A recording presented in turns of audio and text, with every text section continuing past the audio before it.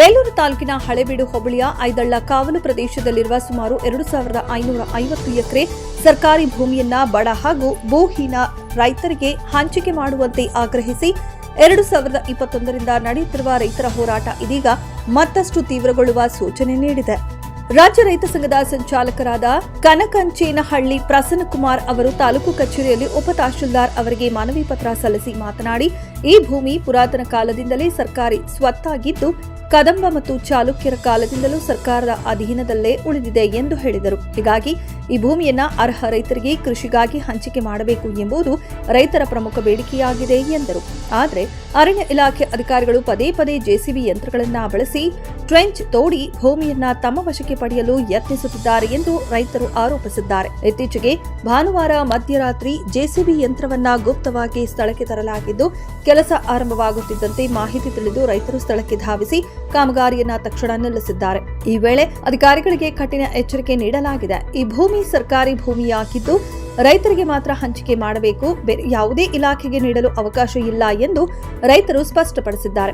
ರಾಷ್ಟ್ರಪತಿ ಆದೇಶಗಳು ಹಾಗೂ 1961ರ ನಿಯಮಾವಳಿಗಳ ಪ್ರಕಾರ ಭೂಹೀನ ರೈತರಿಗೆ ಕೃಷಿ ಭೂಮಿ ಹಂಚಿಕೆ ಮಾಡಬೇಕೆಂಬ ಪ್ರಸ್ತಾಪವಿದ್ದು, ಅದನ್ನು ಸರ್ಕಾರ ಕಟ್ಟುನಿಟ್ಟಾಗಿ ಜಾರಿಗೆ ತರಬೇಕು ಎಂದು ಒತ್ತಾಯಿಸಲಾಗಿದೆ. ಈ ಹೋರಾಟದ ಭಾಗವಾಗಿ ರೈತರು ಸುಮಾರು 5000 ಕಿಲೋಮೀಟರ್ ಪಾದಯಾತ್ರೆ ನಡೆಸಿದ್ದು, ಕನಿಷ್ಠ 875 ರೈತರಿಗೆ ಭೂಮಿ ಹಂಚಿಕೆ ಮಾಡುವಂತೆ ಆಗ್ರಹಿಸಿದ್ದಾರೆ.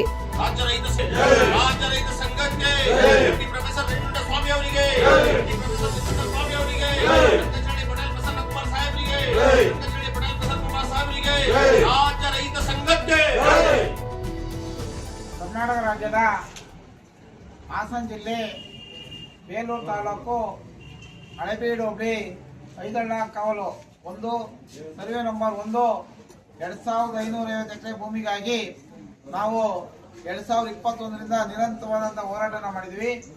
ಆ ಭೂಮಿಯು ಸರ್ಕಾರಿ ಭೂಮಿಯಾಗಿರುತ್ತೆ. ಸರ್ಕಾರಿ ಭೂಮಿಯಾಗಿದ್ದು ಅದು ಹಿಂದಿನ ಕಾಲದ ರಾಜ ಮಹಾರಾಜರು ಅಂದ್ರೆ ಕದಂಬರು, ಚಾಳುಕ್ಯರು ಮತ್ತೆ ರಾಜರು ಆಳಿದಂತ ಕಾಲದಿಂದಲೂ ಆ ಭೂಮಿ ಸರ್ಕಾರಿ ಆಗಿರುತ್ತೆ. ಆದರೆ ಅರಣ್ಯ ಇಲಾಖೆ ಏನಿದೆ ಪದೇ ಪದೇ ಹೋಗಿ ಜೆಸಿಪಿನ ತಗೊಂಡೋಗಿ ಅಲ್ಲಿ ಕೆಲಸ ಮಾಡೋದು, ಟ್ರಂಚ್ ಹೊಡೆಯೋದು, ಈ ಒಂದು ಕುತಂತ್ರವನ್ನ ಮಾಡ್ತಿತ್ತು. ಇಂದು ಸಹ ಮಾಡಿತ್ತು. ಅವಾಗಲೂ ಸಹ ನಾವು ಜೆಸಿಪಿನ 3 ಸರಿ ಕಳಿಸಿದೀವಿ. ಈಗ ನಮಗೆ ಗೊತ್ತಿಲ್ಲದಂಗೆ ಮೊನ್ನೆ ಭಾನುವಾರ ನೈಟು ರಾತ್ರಿ 12 ಗಂಟೆ ಹೊತ್ತಿನಲ್ಲಿ ತಗೊಂಬಂದು ಜೆಸಿಪಿನ ಇಳಿಸ್ಬಿಟ್ಟು ನಿನ್ನೆ ಏನೋ ಕೆಲಸ ಮಾಡ್ತಿದ್ರು.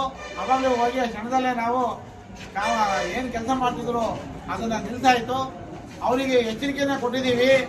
ಇದು ಸರ್ಕಾರಿ ಭೂಮಿ, ಸರ್ಕಾರಿ ಭೂಮಿಗೆ ತಾವು ಬರಂಗಿಲ್ಲ. ಸರ್ಕಾರದ ಒಂದು ನಿಯಮಾನುಸಾರ ಇದೆ.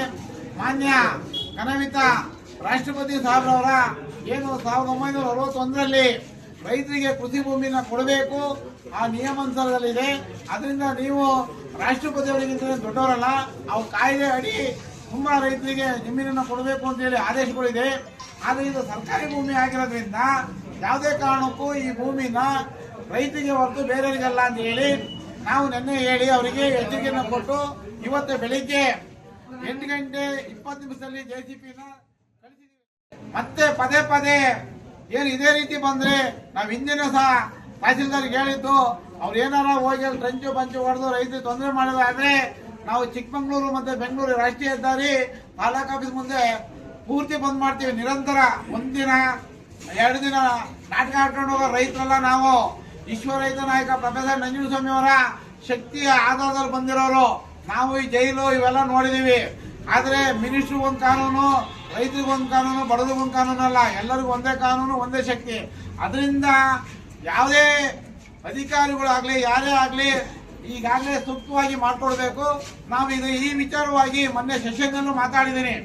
ಸೆಷನ್ನಲ್ಲಿ ಮಾತಾಡಿದಾಗ ಅಲ್ಲಿ ಹೇಳಿದ್ದಾರೆ, ನಾವು ಸೆಷನ್ನಲ್ಲಿ ಏನ್ ಹೇಳಿದೀವಿ ಅಂದ್ರೆ ಐದಳ್ಳ ಜಮೀನಿಗೋಸ್ಕರ 5000 ಕಿಲೋಮೀಟರ್ ಪಾದಯಾತ್ರೆ ಮಾಡಿದ್ದಾರೆ ಹೋರಾಟಗಾರರು.